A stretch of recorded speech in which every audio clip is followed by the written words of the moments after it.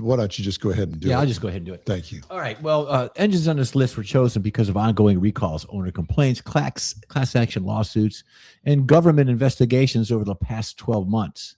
To narrow it down, these specific choices, these popular vehicles from major brands have been subject to large ongoing recalls over the last year. So very, very current. First one on the list is a Honda. It's a 1.5 turbo. Honda generally enjoys a strong reputation for reliability, but there's some Hondas, their engine buyers, of the engines and the buyers might want to steer clear of. One of these engines is the 1.5 liter turbo. It's a 4-cylinder engine. It's been around for a while and now powers some of Honda's best-selling models, including the Civic, Accord, the CR-V. Unfortunately, the engine's issues have also been known for a while, namely oil dilution and head gasket failures. A blown head gasket is not cheap or a quick repair, while Honda hasn't issued a factory recall for these problems. Ongoing 1.5-liter turbo issues have continued to plague the company, including class action lawsuits. The next one on the books is a Nissan. It's a 1.5-liter turbo. It's a VC turbo. Things overall have not been great for Nissan recently, as the Japanese automakers work to dig its way out of financial turmoil and at the corporate level. The company's innovative yet often troublesome variable compression engines have been a major culprit behind recalls and owner complaints.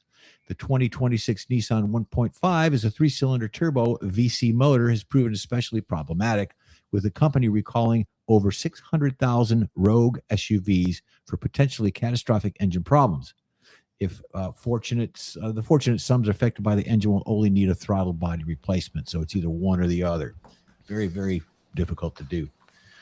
Here's one that we all know. It's a General Motors 6.2-liter V8. Turns out through the simpler, naturally aspirated American V8 is not without its own problems. Specifically, we're talking about problems with the GM 6.2, which powers popular models like the best-selling Chevy Silverado, GMC Sierra pickups, as well as the Chevy Tahoe, GMC Yukon, and the Cadillac Escalade. The SUV's problem in Cadillac as well. Problems caused by defective internal components on the 6.2 has thus far led to recall over 700,000 trucks and SUVs, Yikes. Not to mention ongoing class action lawsuits. There's a theme there with class action. GM says a possible solution is to change the recommended oil viscosity. Well, let's just start there. Blame it on the oil. Yeah. However, questions remain about the effectiveness, and it hasn't really provided the L87 owners with any real peace of mind. And then we got one that we all know and love. It's been around forever. The Jeep 2-liter turbo hybrid. This is an X4XE is what they call it. 4xe. Yeah, 4xe. Now that fast things can change in the auto industry, back in 2021, the new Jeep Wrangler and the Grand Cherokee 4xe models, which use a 2-liter turbocharged 4-cylinder engine combined with a plug-in hybrid electric power, were portrayed as the future of the Jeep brand, and the 4xe powertrain has also been plagued by mechanical and electrical issues. Surely haven't seen help in this case for sticking around, among other things. The 4xe had already been recalled for potentially battery fire issues, and then there was another recall for possible casting sand left inside of the 4xe's 2-liter turbo, which over 100,000 vehicles were recalled because of that. If the sand is inside the engine, it could lead not just to total engine failure, but also to a fire risk. And lastly, on the hit parade is a Toyota. Who would have thunk it? 3.4-liter twin-turbo V6. Traditionally, one bought a new Toyota pickup, a reputation for reliability and the big selling components. The 3.4-liter twin-turbo V6 engine powers Toyota Tundra pickups, Sequoia SUVs, and has suffered significant problems since the debut in 2022. And they continue to put a dent in Toyota's generally excellent reputation. As the 2026 ongoing catastrophes of the engine, its engine-bearing problems have been promoted. Toyota's recalled over 250,000 trucks, and there's probably no remedy in sight for the near future, but they're still not completely immune from That's their V8. Yep. Gee whiz. That's it. Wait a minute. That's the same, basically the same engine that they race in NASCAR. The 3.4. No, I think it's bigger than that. Is it twin? I don't know. They might. I don't know. I'll have to look into that. But the 3.4, that's the V6. The 3.4, yeah, V6. Oh, that's why I said V8. You said V. Okay. V6. Never mind. All right. There we go. Okay, we got that? Yeah, we got it. All right, very good. All right.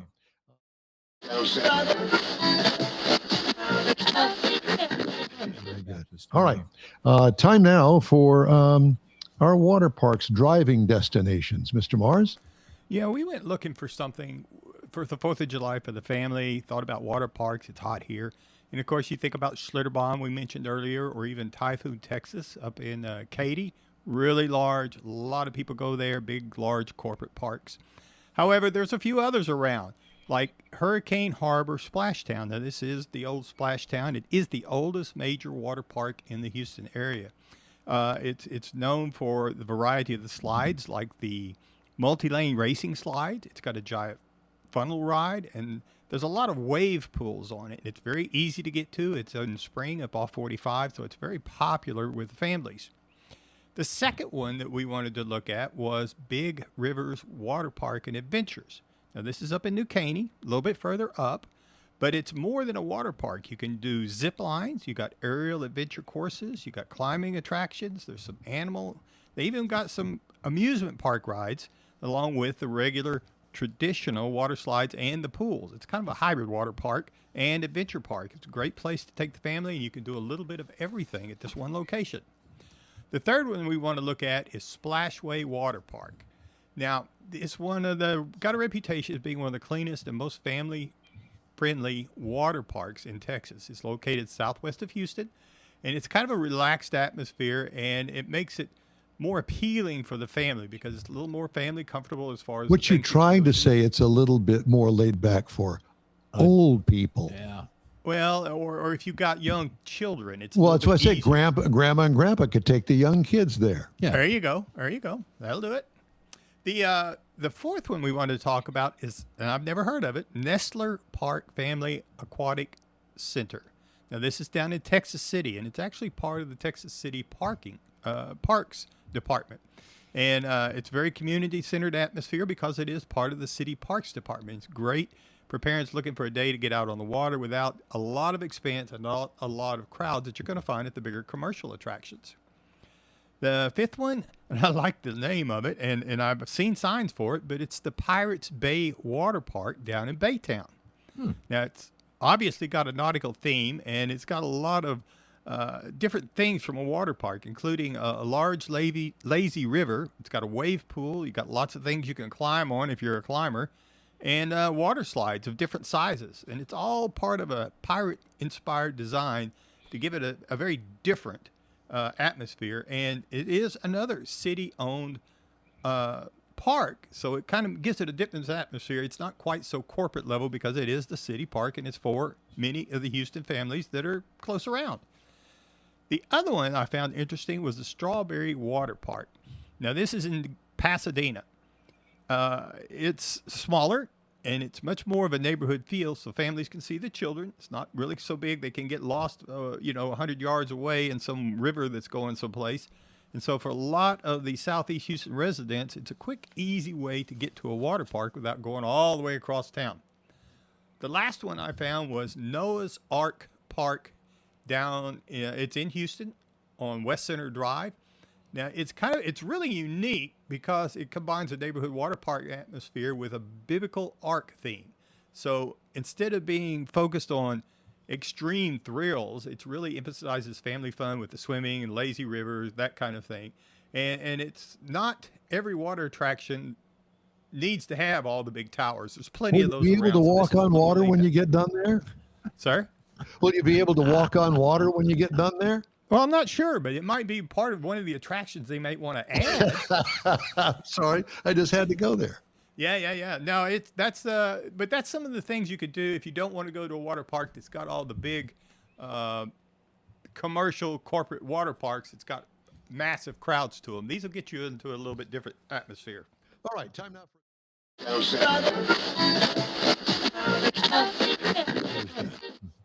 Time now for this hour's car review. I had the opportunity to drive the all-new 2026 Subaru Trailseeker. You're going, what? It's all brand new. It's built in Japan, and it comes in these 3 trim levels: premium, limited, and touring. I had the premium, entry level, all-wheel drive. This is a mid-size electric vehicle. 2 rows of seating for 5 passengers, including the driver. Exterior changes, obviously. It's all new for 2026. Body shape is great. Bulging fenders give it an off-road look. Black plastic wheel openings add to the boldness, but they also edge into the front bumper. I'm not really too keen on that, but it's one of those things that some people just, that makes no difference to me. Or other people will say, oh, it's not too bad. It doesn't appeal to me, but whatever. Rear lighting runs across the complete hatch into the rear fenders, which is kind of cool. It does have a taller stance than a regular Subaru, and it is noticeable. What I liked about it, the overall design is spot on. Again, what could use improvement? Front wheel opening, black plastic incorporated now into part of the front fascia. It, to me, overwhelms the side view of it, if I'm going to be picky. And I am. Interior highlights, 2 screens. One for instruments is too far from the driver, in my opinion, and too small. Needs to be bigger. Infotainment screen is big, and it works well with the tech borrowed from Toyota, of all things. Dual phone chargers next to each other up underneath the dash and the center console. Now, let me just say this about that. If you have to have 2 of them charging at the same time, couldn't you put one on a plug and save the space for something else? One lay down phone charger is one, whatever the case may be. Seating is comfortable. The second row legroom can be a little tight, but it's not that big of a deal because what it does, it leads to a huge cargo area, up to 74 cubic feet back there when you put the second seat down. What I liked about it, it has Apple CarPlay and Android Auto. It is integrated into the system, unlike some other car makers that said, nah, we're not going to put that in there anymore. Or another car maker that says, who needs AM radio? Uh-oh. Boo. What could use improvement? Few knobs and or switches instead of screen controls would be nice for the major components in it. HVAC, radio, those sorts of things. Now, this is a 2-motor, 375 horsepower, all electric with a range of 281 miles. That doesn't seem like a lot, and it really isn't in comparison to some of the other vehicles out there. But, you know, when you buy one of these, you're going to buy it for its purpose. You like the way it looks, you like the all-wheel drive, you like the electric part of it, and you'll deal with the 281 miles of range that it gives you. Tows up to 3,500 pounds.